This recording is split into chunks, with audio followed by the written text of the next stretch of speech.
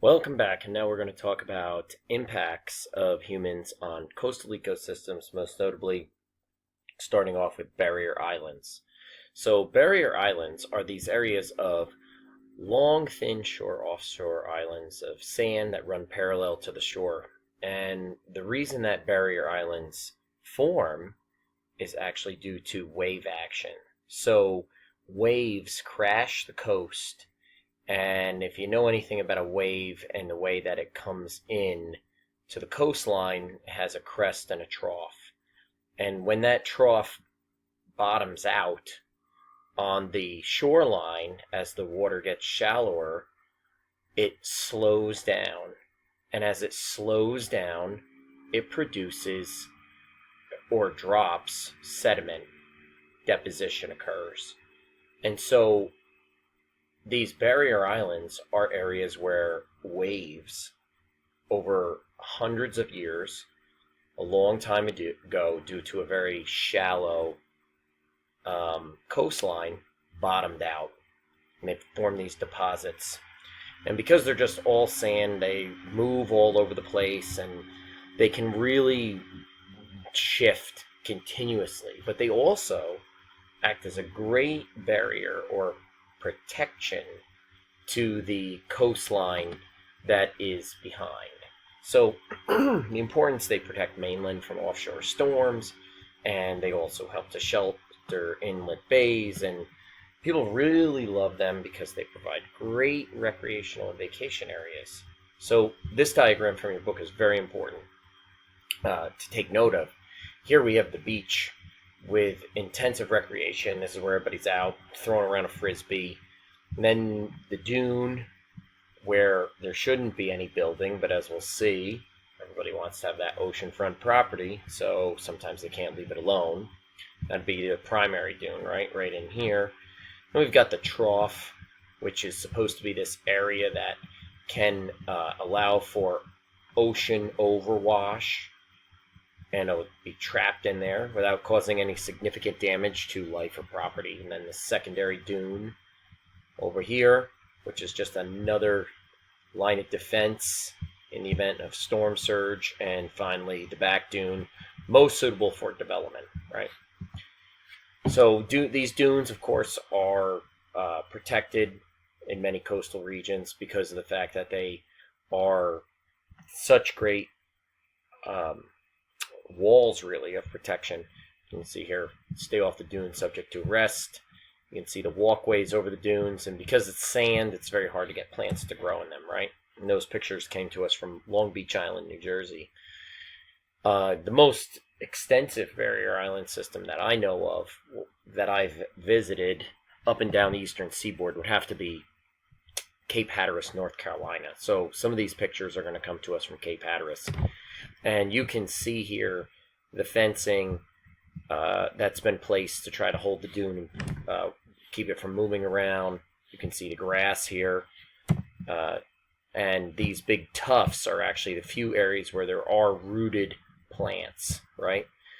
This is Highway 12 going into Rodanthe, North Carolina. A very famous movie was filmed here, Knights of Rodanthe, featuring, I think it was Richard Gere. But anyway, you can see the cars coming up and down.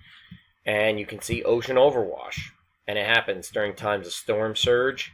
And the development is just far too close for comfort. And you can see the equipment here trying to move sand. When ocean overwash occurs, this road routinely gets flooded out. And the state of North Carolina has probably spent more money maintaining this road than they have any other road in the entire state. We'll take a look at it on Google Earth in just a minute.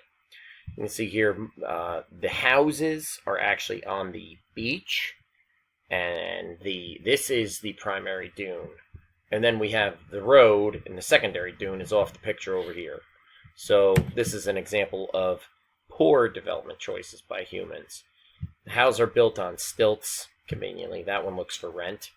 Well, the house may be there right now, but I'm not so sure my car would be there after the next wave comes. And here I have an animation that shows us what the storm surge really looks like during a hurricane.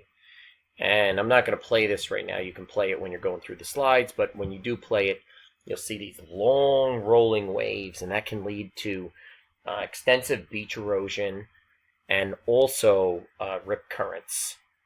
Now, barrier islands have been the subject of development. Humans destroy the dunes and vegetation, which leads to more beach erosion than there would have been otherwise. And of course, disturbs critical wildlife habitats. A lot of times there's only certain species that we find in those areas. The ways that we try to protect barrier islands include jetties, seawalls, beach replenishment, things like that. So what I'm going to do is take a break from here and just show you how extensive this can be by going to Google Earth. So we're going to zoom in on Rodanthe, North Carolina. That's how you spell it in the upper corner of your screen there. We'll zoom in on this guy a minute and take a look at Rodanthe. So this is where I'm at, going in. And after Hurricane Irene, this shifted yet again. So I'm going to zoom in and we're going to be able to see how much this has really shifted over time. We're going to move up this way just a little bit.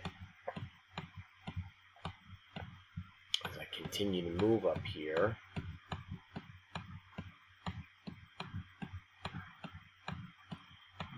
you're going to see some interesting features. One of the features is you can tell that this has not been standing still, is because if you follow my mouse here, this is the old Highway 12. This is the Highway 12 of the 1950s and 1940s. And there's Highway 12 right there. And then it comes back over here. It was a single lane road then, and actually part of the old bridge is still standing there. So this is not like the first time that this has moved like this. And here is a very unique feature. This is a temporary bridge that was conducted.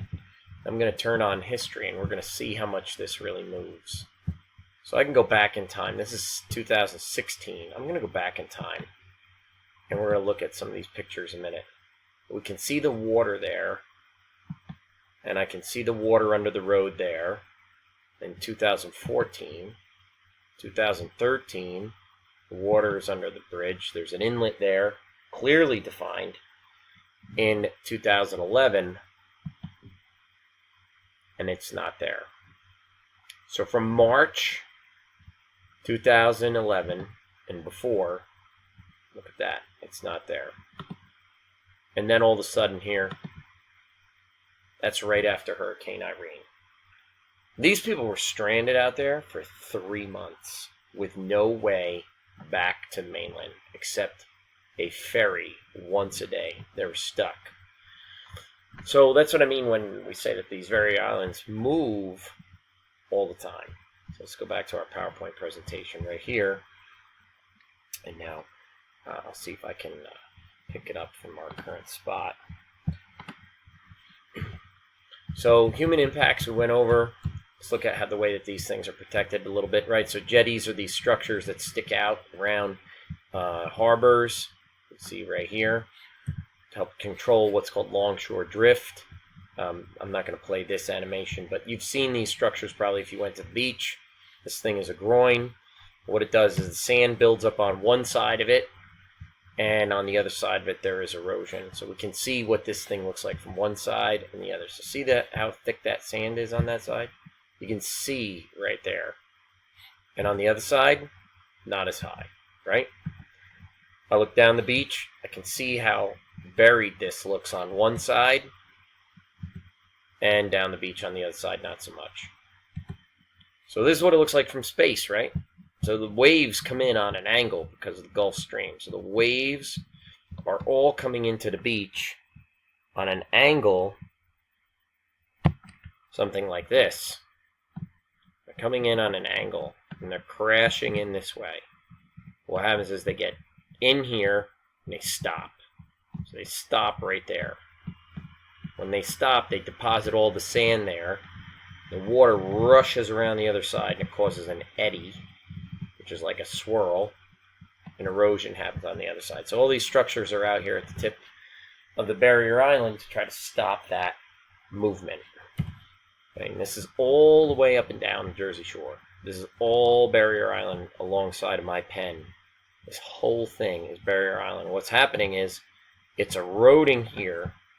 Eventually, that lighthouse at the tip of New Jersey will be in the water. And up here, it's gaining. So much so that the lighthouse down here at Cape May, New Jersey now is only a couple hundred feet at best from the ocean. And up here at Sandy Hook, the lighthouse is about 1.25 miles. So that's what's happening.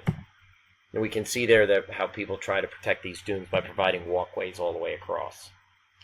Okay, so coral reefs are important because they, switching gears a little bit, coral reefs form their own barrier, right? So they're formed by a mutualism between polyps and algae. So I like to think of them as a zooxanthellae and a polyp. And the polyps secrete the limestone, and these colonies of limestone are the white, hard part that you see. When you see a white coral, it's dead. That's the skeleton of it, right? And the zooxanthellae is the algae part. That's the part that gives it all the pretty pinks and blues and colors, and that's the part that does photosynthesis. So I think of a coral reef a lot like a lichen, where it is a plant and an animal both. And the plant does photosynthesis, and the animal provides the structure. And therefore, the plant provides food to the animal.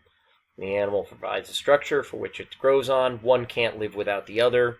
They're in symbiosis with each other, right? So coral reefs have a high biodiversity like the tropical rainforests of the ocean, nurseries for many fish species, and they're disappearing mainly due to this phenomenon called coral bleaching. Bleaching primarily occurs due to changes in temperature, rapid changes in ocean temperature, and also due to turbidity, pollution from on land, like we saw in the Betsaboka River estuary in Madagascar. That turbidity has a tremendous effect on coral reef, kills it very easily. So they're slow growing, easily disturbed, thrive only in very clear water, like you see in the Caribbean. And UV radiation actually is another big one. With the thinning of the ozone layer, we've actually detected now that they're very sensitive to slight changes in Dobson units of ozone, of ultraviolet light, rather, that can affect them. And then we've got the fishing with cyanide. So if any of you have seen some more of those Nemo clips, right? Nemo's swimming in the ocean, and when he's swimming in the ocean, he's down there, and the guy comes and snaps the picture of Nemo, right? And he kind of like gets stunned, and then he gets caught in the net and swims away, right? The guy swims away with Nemo. Well, in reality, what happens for a lot of our fish that are in some markets is they're hitting them with dynamite, and it sends a shock wave throughout the coral reef, knocks them unconscious, so now the fish don't move. They're very easily scooped up, and then what happens is they bring them back on the boat. But that, of course, has its own repercussions in coral reef, as you can imagine. So the reefs of the world are in trouble. Now, in the book, they talk about this case study. And this is the last one we'll talk about before we call it quits. The Chesapeake Bay, largest estuary in the United States. The main issue now is non-point sources of pollution. Non-point meaning mostly agricultural runoff. And that's leading to high phosphate and nitrate levels, right? The other thing is that people have overfished the Chesapeake Bay. So the major cleanup crew in the Chesapeake Bay is the oyster population. They're filterers. They take out the pollutants. We've overfished the oysters, and we've also increased the amount of runoff from agricultural activities from New York State all the way down. So now that's causing a problem. Now the question is, should we introduce a faster growing oyster like the Asian oyster to clean it up? So this is Chesapeake Bay. Starts all the way up in Chesapeake Bay watershed in Cooperstown, New York. And there's a lot of signage now when you go out to Pennsylvania and New York making you aware that you're in the Chesapeake Bay drainage ditch. You can see drainage basin around. You can see where the no oxygen problem is. And that's mainly due to nutrient loading in an aquatic ecosystem. So that's where we're going to call it quits for now. You can go ahead and end this portion of the slideshow. Take a look at the slides on your own when the screencast ends. And then go ahead and try those questions.